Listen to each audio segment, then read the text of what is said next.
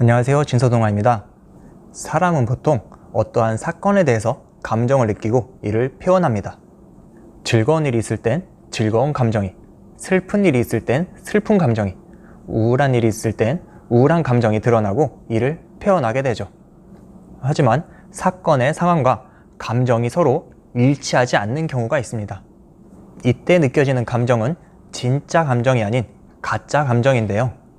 이 경우엔 감정을 표현해도 답답함을 느끼게 됩니다. 혹시 여러분 중에도 감정을 표현했는데 답답함을 느낀 적이 있으신가요? 이번 영상을 통해 진짜 감정과 가짜 감정을 구분짓고 가짜 감정으로부터 벗어나서 진짜 자신의 감정을 표현할 수 있는 방법에 대해 탐구했던 내용을 이야기하고자 합니다.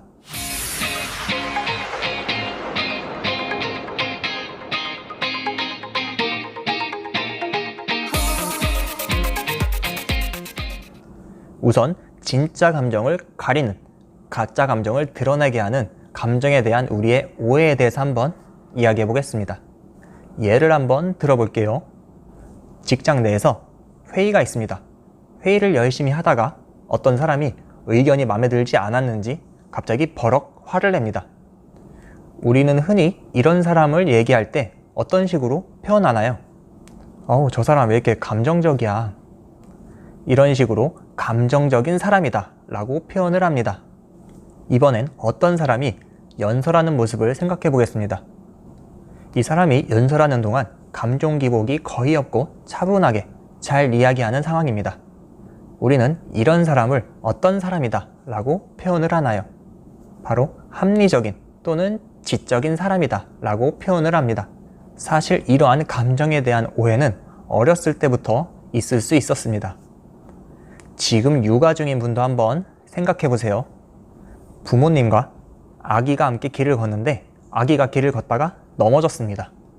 이때 아기가 할 수 있는 행동은 크게 두 가지로 구분이 되겠죠. 첫 번째는 정말로 아파서 울음을 터뜨리는 것. 두 번째는 아프지만 티를 내지 않고 툭툭 털고 일어나는 것이 있겠죠. 여러분이 어렸을 때 이러한 일을 겪었다면 어떤 행동에 더 긍정적인 자극을 받았었나요? 또는 지금 육아 중인 분들은 아이에게 어떤 행동을 더 긍정적으로 자극 주고 있나요?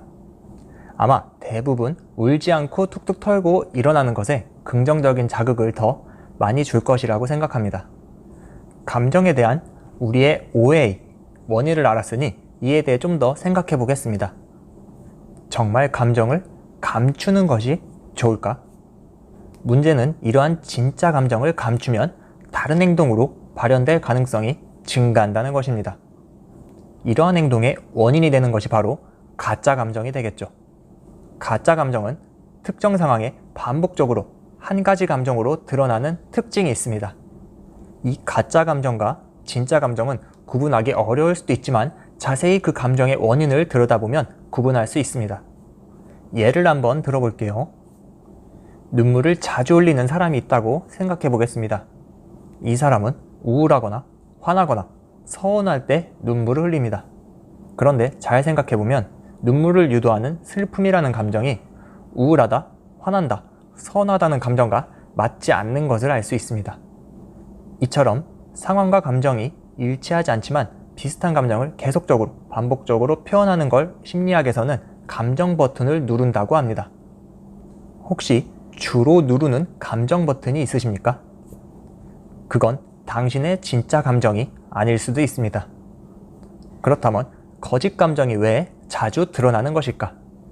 우선 행동주의 심리학자인 스키너의 쥐 실험에 대해서 이야기해 보겠습니다. 스키너는 막대를 누르면 먹이가 나오도록 설계한 장치를 고안한 다음에 쥐를 그 안에 넣습니다.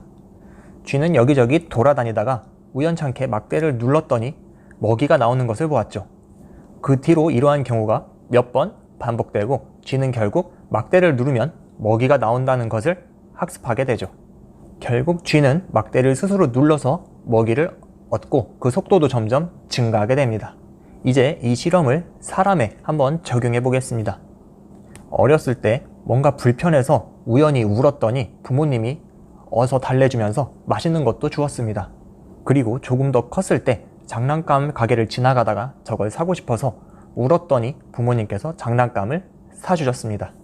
그리고 좀 더 커서 이성 친구에게 서운함을 느꼈을 때 울었더니 이때에도 이성 친구가 더욱 잘해주었습니다. 그리고 더욱 시간이 지나 결혼한 뒤에도 육아 스트레스를 받을 때 울었더니 배우자뿐만 아니라 아이들까지도 더욱 잘해줍니다. 만약 여러분이 이러한 경험을 하면서 살아왔다면 꼭 슬플 때만 우시겠습니까? 이처럼 상황과 감정이 맞지 않는 거짓 감정은 자신도 모르게 생각이나 환경을 조작합니다. 그리고 이때 사용하는 수단을 심리학에서는 라켓이라고 하는데요. 이 라켓을 사용할 때 느끼는 감정을 라켓 감정이라고 합니다. 정리하면 자신도 모르게 환경이나 생각을 조작할 때 느끼는 감정이 라켓 감정이다 라고 말할 수 있겠네요. 이 라켓 감정은 어렸을 때 금지됐던 감정에 대체된 감정이며 스트레스 받는 상황에 친숙하게 나오는 정서입니다. 문제는 바로 여기서 발생되죠. 어려서부터 화나는 상황에 슬픔을 장려받거나 기뻐야 할 때 침묵을 장려받거나 울어도 될 상황에 금지당하는 등의 환경이 라켓 감정을 만들어내죠. 이 라켓 감정으로 진짜 감정을 그때그때 해소하지 못하고 누적되면 작은 자국에도 결국 폭발하게 됩니다. 그렇다면 이처럼 우리를 부추기는 핵심 라켓 감정은 어떤 것들이 있을까요? 수치심, 배신감, 열등감, 외로움, 죄책감이 있습니다. 이 핵심 라켓 감정들을 자신의 진실된 감정과 비교하고 싶으신 분들은 이렇게 외우시면 됩니다. 앞글자만 딴 수, 배, 열, 외, 죄로 말이죠.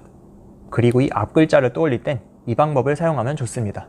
이 라켓 감정은 거짓 감정이기 때문에 수배를 해야 되는데 자꾸 이 감정이 요리조리 달 도망갑니다. 열애한다는 뜻이죠.